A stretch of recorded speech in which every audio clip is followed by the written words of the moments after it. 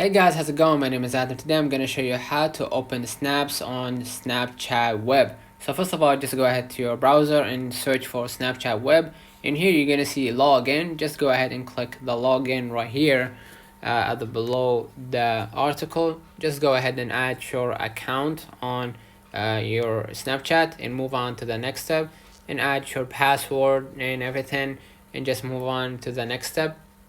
I'm going to wait out for a few moments right here. Now as you can see right here, you will see this is your snaps and everything, and if you want to see your data, your device and everything, and if you want to see the chats, you'll be able to see right here. It will direct you to the app itself.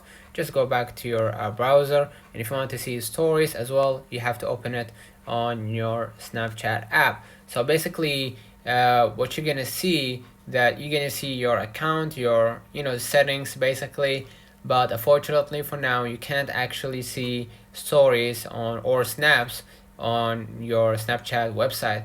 Let me know in the comments if this video helped you. Don't forget to like and subscribe, turn on the notification bell to receive every video we upload. Thank you for watching. See you in the next one.